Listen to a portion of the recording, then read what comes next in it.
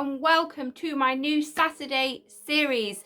In my last Saturday series, I played Harry Potter Legos Year 1 to 4 on PlayStation 4. I will be going back to that series again, but I thought I'd mix it up a little bit. But when I go back, I'll be doing years 5 to 7. If you've missed that series, there is a playlist. Go check it out. It was such a fun game to do. I had so much fun. And I think it's halfway through the series, you start to see me in the corner, because I didn't know how to do that, but we worked it out. So in the first few episodes, it's just me talking as I'm playing. And in the last, it must be halfway through, you can see me in the top corner, and it was so much fun to do. I had such a laugh.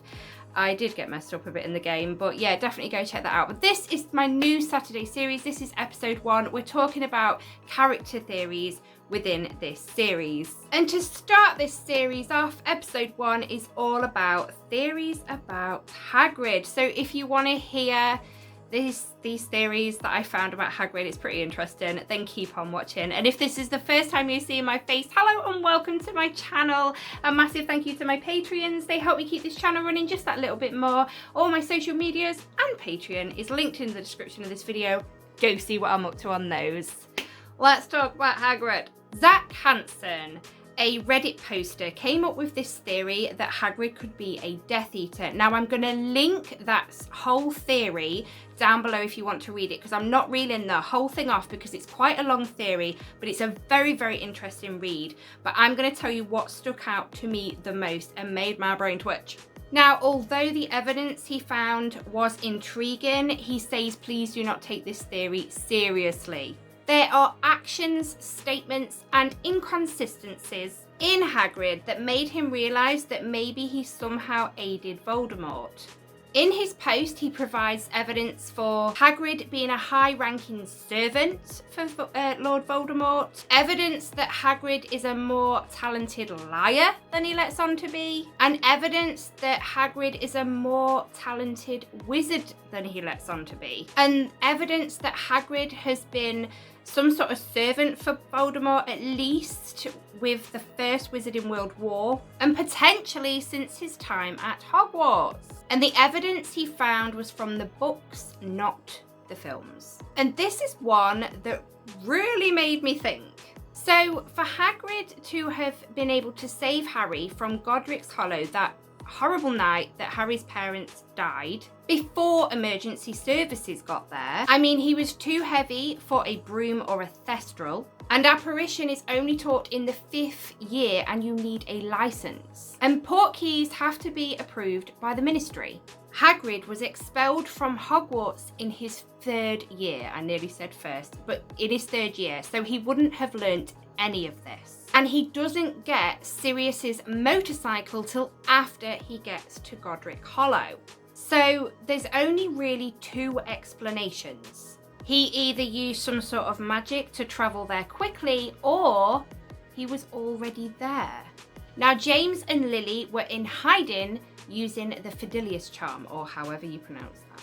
It prevents any person other than the secret keeper knowing where they were. The secret keeper was Wormtail. Now, the only people mentioned that knew where the Potters were Wormtail, Dumbledore, Sirius, and Voldemort. I had to look then. But with Wormtail being the secret keeper, he was the only person that could tell somebody else where the Potters were hiding.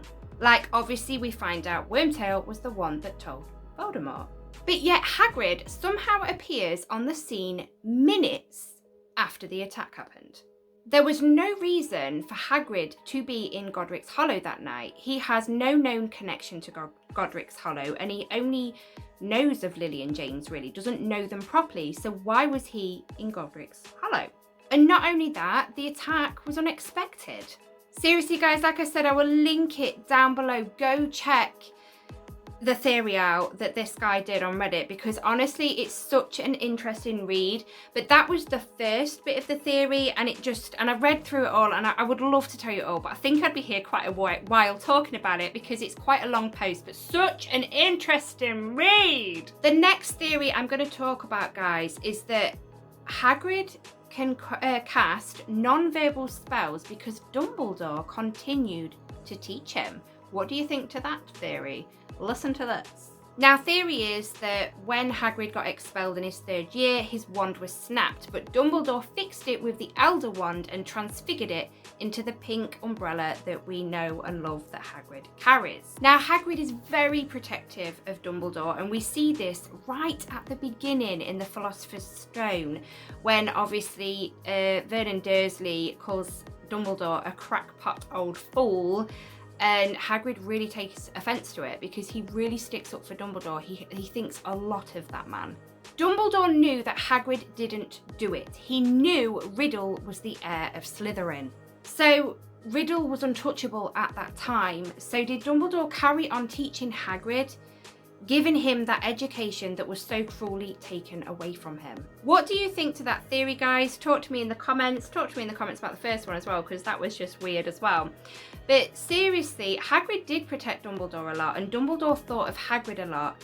And Dumbledore did know. He did know that it was Riddle and not him. So I personally think that that theory is a good one. It's definitely a good one.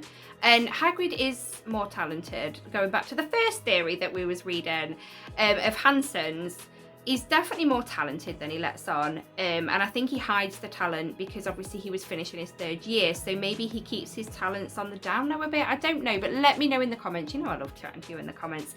If YouTube let me reply, it's still doing that thing and it's really irritating me now. Okay, last theory for today, guys, in episode 1 is that Hagrid spread the rumour of Harry's scar. Legend of the scar, not rumour. So between Voldemort's attack and arriving at the Dursleys that fateful night, were Dumbledore, Hagrid, I've just said Dumbledore, Hagrid, McGonagall and Sirius Black. So how does everybody in the wizarding world know about Harry's scar? Now, Sirius is out of the question. It's highly doubtful that McGonagall and Dumbledore would have gone around telling people about it. But Hagrid enjoyed a pint at the pub and being sociable. Not saying Dumbledore and McGonagall weren't sociable, but they kept things to themselves when it comes to big things. And Hagrid, well, for years, did he sit in those pubs socialising, telling people how he rescued young Harry from the wreckage. And that amazingly, that baby Harry still lived. The only mark on him from Voldemort was a scar in the shape of a lightning bolt on his forehead. Because he would have seen it on his head, because naturally, I mean, I don't know about you when you hold a baby. I mean, not just with my babies. If I hold other people's babies, I look straight at your face. And you would have seen that straight away. So what do you think, guys? What do you think? I personally think it was Hagrid that spread the legend of the scar on Harry's head. Because it's true. You think of the pubs that he went to. I mean, he got Aragog, didn't he? He's always bumping into people in the pubs. And look at when, obviously, he took Harry with him in the was it the leaky cauldron? Or the 3 broomsticks? Oh my gosh, I can't even remember. But that day that he entered the pub and everybody realised that it was Harry in that pub. And they all knew who Hagrid was. Even the barman, he was like, no, I'm not having a drink today, guys. I'm here on business. So he did know lots and lots of people. So did Hagrid spread the legend of the scar? Let me know what you think in the comments, guys. So yeah, that's what I wanted to talk about today on episode 1 of Character Theories. What did you think to Hagrid's theories that I reeled off? There is more theories, but I didn't know how long this video was going to take, especially with that first theory, because even though the whole post is really long, it kind of felt like the little portion that I told you about it is really long. So yeah, there was others. Go have a look, go Google it. You will find so many. And if you do find some that I haven't mentioned, let me know in the comments. Or if you know any that I haven't said, let me know in the comments. But also let me know what you think to the ones I've told you today. But as always, guys, if you enjoyed this video, please give it a massive thumbs up for me because it helps me more than you know. And I will speak to you all in my next video. Bye, Pods Poppets.